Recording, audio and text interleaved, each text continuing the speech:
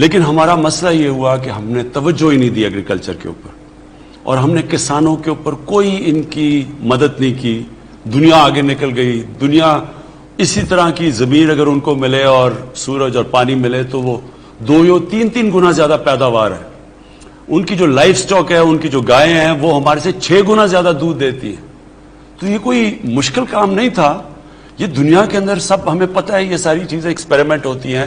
پھر sad development کے آپ بیج صحیح دیں لوگوں کو، تو وہ سارا وقت ایک ریسرچ ہو رہی چاہیے. ہماری جو ریسرچ انسٹیٹیوٹ تھی وہ بھی نیچے چلی گئی. تو یہ سارا کچھ اب ریوائیو کیا جا رہا ہے. لیکن ہم نے جو سب سے پہلے کام کیا کہ ہم نے کسانوں کا جو پہلے جو گنے کے اوپر ان کو پیسے ملتے تھے، ہم نے قانون بنایا کہ ان کو فوری طور پہ پیسے دیے جائیں.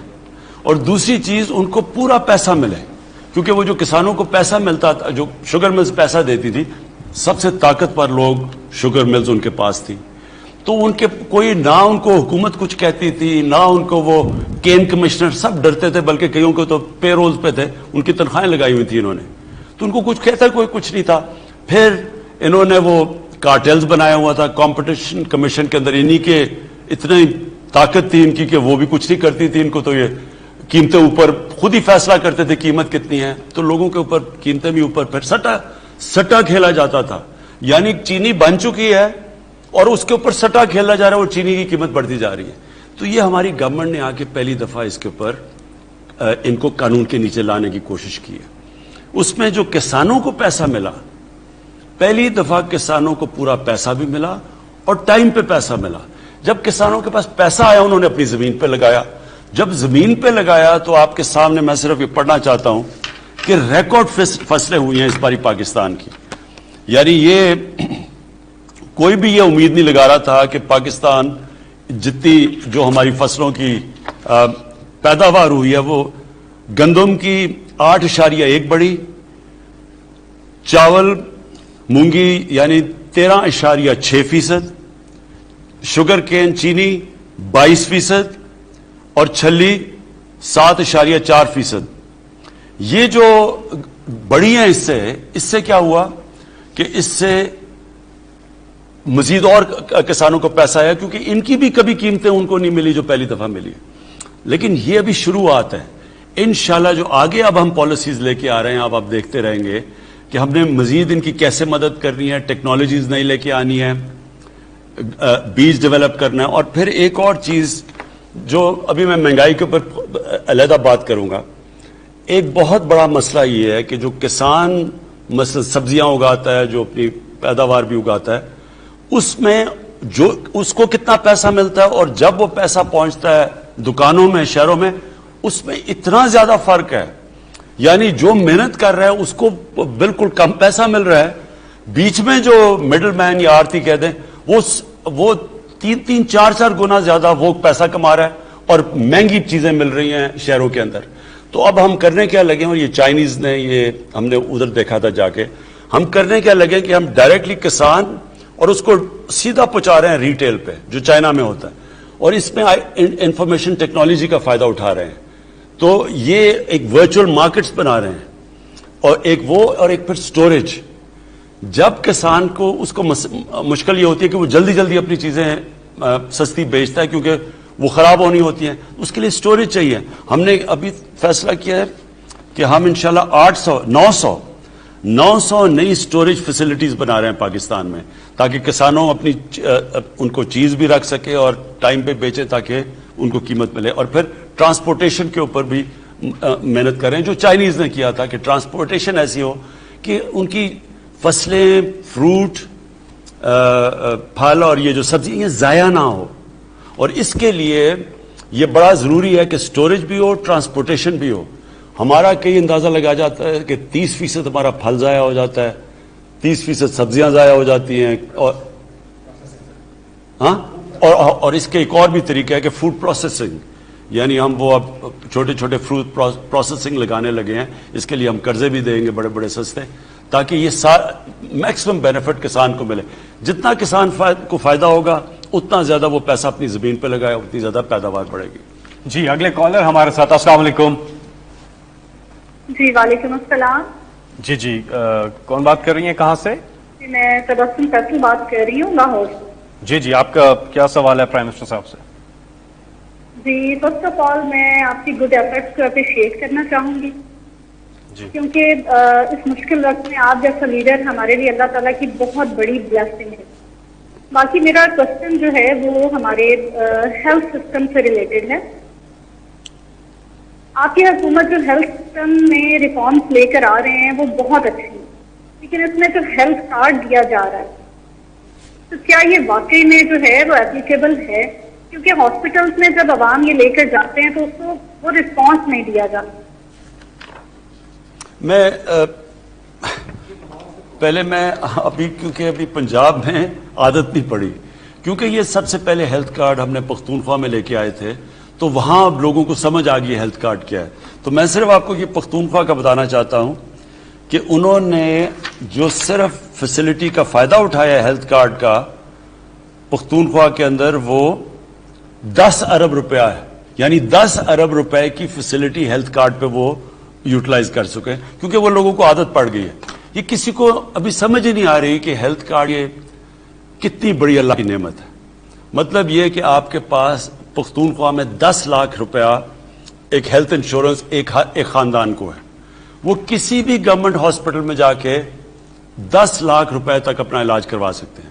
پنجاب نے ابھی تک 2 ڈویژنز میں کر دیا ہے، ساہیوال اور ڈی جی خان ڈویژن میں انہوں نے سب کو ہیلتھ کارڈ دے دیا ہے اور وہ سال کے اینڈ تک سارے پنجاب کے ضلعوں کے اندر یہ ہیلتھ کارڈ پہنچ جائے گا اس سال کے اینڈ تک. اور اس سے انہوں نے 7,30,000 روپیہ ہر ہیلتھ کارڈ پہ رکھا ہے، لیکن اگر مزید اور ضرورت پڑے ہاسپٹل میں تو 3 لاکھ تک اور وہ دیں گے پنجاب گورنمنٹ. میں صرف آپ کو یہ سمجھانا چاہتا ہوں اپنی قوم کو بھی کہ دیکھیں میری سب سے بڑی یہ خواہش تھی کہ اس ملک میں غریب آدمی کو اگر گھر میں بیماری ہو اس کو یہ خوف نہ ہو کہ میں اگر ہاسپٹل جاؤں گا تو میرے پاس پیسہ نہیں ہوگا. اور اس سے بڑے یعنی وہ بیماری بڑھتی جاتی ہے کیونکہ ان کے پاس پیسہ نہیں ہوتا، وہ پھر علاج نہیں کرواتے، یا وہ ڈرتے ہیں کہ جی بچے یعنی غریب خاندان رہ رہے تو وہ سوچتے ہیں کہ بچوں سے پیسہ بوڑھے جو ہوتے ہیں. یعنی یہ بڑا ایک مجھے پتا ہے اس سے بڑا عذاب ہے نہیں کہ غریب گھرانے میں بیماری ہو. شوکت خانم بنایا اس لیے تھا کہ غریب آدمی کو جب کینسر تھی مجھے خیال یہ آیا کہ ہم پیسے والے لوگوں کے لیے اتنا بڑا عذاب ہے تو وہ بیچارے غریب خاندان میں جو سب سے مہنگا علاج ہے وہ کینسر کا ہے تو ان کے اوپر کیا گزری ہوگی. تو دیکھیں یہ صرف یہ ہیلتھ کارڈ نہیں ہے، یہ ایک ہیلتھ سسٹم ہے. یہ ہیلتھ کارڈ ہیلتھ سسٹم ہے. اور وہ کیسے؟ گورنمنٹ کے پاس کبھی بھی اتنا پیسہ نہیں آئے گا کہ ہم سارے ملک میں ہاسپٹلس کا جال گورنمنٹ ہاسپٹلس کا جال بچھا سکیں. بدقسمتی یہ ہے کہ جو ہمارے ایگزسٹنگ ہاسپٹلس بھی ہیں وہ بھی آپ جب بڑے شہروں سے باہر جاتے ہیں تو ان کے اندر بھی ڈاکٹرز نہیں جاتے. ڈاکٹرز کی تنخواہیں بھی لگی ہوتی ہیں لیکن وہ جاتے نہیں ہیں. اور بی ایچ یوز جو بیسک ہیلتھ یونٹ ہے وہ زیادہ تر خالی پڑے رہتے ہیں کیونکہ وہاں جو ڈاکٹرز ہیں وہ بڑے شہروں سے اس لیے نہیں جاتے کہ بچوں کے اسکول ہوتے ہیں جو بھی پرابلمس. لہٰذا اس کا ایک ہی طریقہ ہے کہ پرائیویٹ سیکٹر آئے. پرائیویٹ سیکٹر کیوں نہیں آتا؟ وہ اس لیے نہیں آتا کہ ان کو یہ ہوتا ہے کہ اگر دیہات میں ہاسپٹل لگائیں گے لوگوں کے پاس پیسہ ہی نہیں ہے تو پیسہ کدھر سے بنائیں گے. تو کوئی خیرات میں تو نہیں ہاسپٹل بنائے گا نا. ایسے بھی بنتے ہیں لیکن زیادہ تر تو لوگ اس لیے بنائیں گے کہ ان کو بھی کوئی اس پہ سے منافع ہو. تو ہیلتھ کارڈ ایک ایسی چیز آ گئی ہے کہ وہ سارے غریب لوگوں کے پاس اب ہیلتھ کارڈ ہوگا. کوئی بھی کسی ہسپتال میں جا کے اپنا علاج کروا سکتا ہے ہیلتھ کارڈ دے کے، ہیلتھ انشورنس دے کے. اس کی وجہ سے پرائیویٹ سیکٹر آئے گا.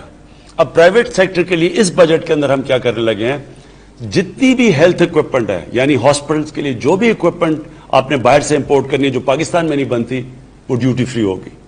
کسی قسم کا ہم اس کے اوپر ٹیکس نہیں چارج کریں گے. اور پھر ہم کوشش کر رہے ہیں کہ جو اوقاف کی زمینیں ہیں اور جو یہ ویکیو ٹرسٹ کی زمینیں ہیں جن کے اوپر قبضے ہوتے رہتے ہیں، ریلوے کی بھی کئی زمینیں، ان کے اوپر ہم ہاسپٹلس کو بڑے سستے داموں پہ ان کو زمین دیں گے تاکہ ہاسپٹل وہ اصل میں اتنی زمینوں کی مہنگی ہے کہ وہ سوچتے ہیں کہ ہم ہاسپٹل بھی بنائیں اور اس کے اوپر پھر اتنا خرچ بھی کریں اور پھر کیسے نفع بھی کیسے بنے گا. لہٰذا ان کو سستی زمینیں دیں گے. سستی زمینیں، ڈیوٹی فری اکوپمنٹ اور ہیلتھ کارڈ یہ انشاءاللہ آنے والے دنوں میں آپ دیکھیں گے کہ پاکستان میں ہاسپٹل کا پرائیویٹ ہاسپٹل کا جال پھیل جائے گا اور وہ ہمارا ہیلتھ سسٹم ہوگا.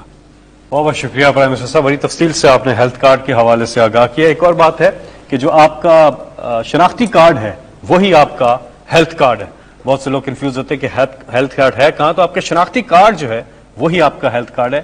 وہ جب آپ ہاسپٹل لے کے جائیں گے تو اسی سے آپ کو یہ فیسلٹی ملے گی. پروگرام کے پختونخوا میں ابھی پنجاب میں ہے, کیونکہ جب تک سارے پنجاب میں نہیں پہنچتا تو ابھی صرف 2 ڈویژن ہوئی ہیں, لیکن پختونخوا کے اندر جو آپ کا آئی ڈی کارڈ ہے وہ آپ کا ہیلتھ کارڈ ہے. جی پروگرام کے اگلے کالر, السلام علیکم. آپ کی کالز کا سلسلہ جاری ہے. نمبر آپ کی اسکرین پر بھی آ رہا ہے 0519224900. جی السلام علیکم. ہیلو جی السلام علیکم. جی السلام علیکم. وعلیکم السلام. کون صاحب کہاں سے بات کر رہے ہیں؟ جی محمد شہزاد بات کر رہا ہوں شیشہ وطنی سے. جی میرا وزیر صاحب سے سوال ہے کہ جو معاشی اشاریے اور محصولات میں بہتری آئی ہے اور ایف بی آر کی وجہ سے ریکارڈ وصولی میں ریکارڈ اضافہ ہوا ہے, تو آپ نے اپنی وزیراعظم صاحب نے اپنی ٹیم کو مبارکباد بھی دی ہے, لیکن جو غیر جانبدار تجزیہ نگار ہیں اور سیاسی جو اپوزیشن والے ہیں یہ تو اس بات کو ماننے کے لیے تیار نہیں ہے اور مان نہیں رہے اس بات کو. کیا ہمیں یہ وصولات جو ہیں یہ عارضی تو نہیں ہے یا ہمیں پھر اس سے آئی ایم ایف کے پاس جانا پڑے گا؟ کیا مانتے نہیں ہیں یا ماننے کے لیے تیار نہیں ہیں؟ یہ 2 فرق چیزیں ہیں. ماننا چاہتے نہیں ہیں. اچھا میں آپ کو بتاؤں, دیکھیں پہلے تو ایف بی آر کا میں کہہ دوں, یہ پاکستان کی تاریخ میں ریکارڈ ہوا ہے, ریکارڈ کلیکشن ہے. کبھی ہمارے ملک میں 4000 ارب روپے سے زیادہ ٹیکس کلیکٹ نہیں ہوا. اور یاد رکھیں کرونا کا کافی نقصان ہوا ہے. ہمیں کیا, ساری دنیا میں کرونا کی وجہ سے نقصان ہوا ہے. وہ اللہ کا کرم ہے کہ پاکستان نے, اور میں اپنی NCOC ٹیم جو ہماری, جس نے بڑا ڈیٹا بیسڈ انالیسز کیا اور انہوں نے بڑے زبردست قسم کا ہمیں گائیڈ کیا سارے ملک میں, ہر چیز دیکھ کے جو ہم نے وہ سائنٹیفکلی ہم نے جو فیصلے کیے, اللہ کا کرم ہے کہ دنیا میں آپ دیکھ لیں کہ پاکستان سب سے بہترین طریقے سے نکلا ہے کورونا میں. لیکن ہم نے یہ بھی کیا کہ ہم نے اپنے لوگوں کو بچایا. لاک ڈاؤن سے جو غربت بڑھتی ہے, جو ہندوستان میں آج حال ہے اور دنیا میں بھی, ہم نے کافی طور اپنے لوگوں کو اس سے ان کی حفاظت کی, ان کو بچایا اس سے. اب اس کے باوجود اگر ہماری آج ٹیکس کلیکشن, اور میں ایگزیکٹ فگر ابھی آ رہا ہے اور 1-2 دن اور بھی ہیں, وہ مجھے ایف بی آر کہہ رہی ہے کہ ابھی اور بھی بڑھ رہے ہیں تیزی سے, لیکن 4143 ارب روپے کا اب تک ٹیکس کلیکشن ہوئی ہے. یہ ریکارڈ ہے. اور میرا ایمان ہے کہ جس وقت ہمارا ایک آٹومیشن پہ جا رہی ہے, وہ اس کے اوپر بڑی دیر سے 2.5 سال سے لگے ہوئے تھے کہ یعنی کمپیوٹرائز کریں ساری ٹیکس کلیکشن, یعنی ٹیکس کلیکٹر کا اور عوام کا کانٹیکٹ نہ ہو, صرف ایک آٹومیشن کے ذریعے ہو, جو کہ ایڈوانس دنیا میں ہو چکا ہے. بدقسمتی سے اب تک بڑی کوششیں ہوئی ہیں لیکن آٹومیشن ہونے نہیں دی. میں یہ ہونے نہیں دی کیونکہ اب لوگ ڈرتے ہیں, جنہوں نے ایک کرپٹ سسٹم سے فائدہ اٹھا رہے تھے وہ چاہتے نہیں ہیں یہ ہو. مثلا یوٹیلیٹی سٹورز کے اندر بڑی دیر سے کوشش ہو رہی تھی آٹومیشن کی, وہ اندر سے لوگ اس کو کوئی کیس کر کے اسٹے آرڈر لے لیتے تھے. تو اب مجھے یہ شورٹی دی گئی ہے کہ انشاءاللہ یہ جولائی اگست کے اندر آٹومیشن پہ چلی جائے گا. اگر آٹومیشن ہوگی اور ٹریک اینڈ ٹریس سسٹم آ گیا, یعنی ہمارا یہ جو بڑا آف بکس ایسا بکتا ہے, یعنی بلیک میں جو پورا شو نہیں کرتے کہ مثلا اگر 100 یونٹس پروڈیوس کیے ہیں تو وہ صرف دکھاتے ہیں 60 ہوئے یا 40 ہوئے یا کئی کم بھی, کئی تو بالکل ہی نہیں بتاتے, اور باقی وہ سارا بلیک میں یعنی ٹیکس اس کے اوپر دیتے نہیں ہیں. یہ جو ہمارا نیا آٹومیشن سے ٹریک اینڈ ٹریس سسٹم ہوگا, اس سے سب کچھ واضح ہو جائے گا. اور میرا یہ مان ہے کہ اس سے ہماری ٹیکس کلیکشن اور بہت اوپر چلی جائے گی. جیسے ہی ہماری ٹیکس کلیکشن بڑھے گی, آپ دیکھیں گے یہ جو قرضوں کا بوجھ ہے یہ کم ہوتا جائے گا اور ہمارے پاس زیادہ پیسہ ہوگا خرچ کرنے کے لیے اپنے لوگوں کے اوپر. جی یہاں پہ ہم وقفہ لیتے ہیں, ہیڈ لائنز کا ٹائم ہے, اس کے بعد پھر واپس آتے ہیں. آپ کالز کر رہے ہیں, نمبر آپ کی اسکرین, ملتے ہیں بریک کے بعد.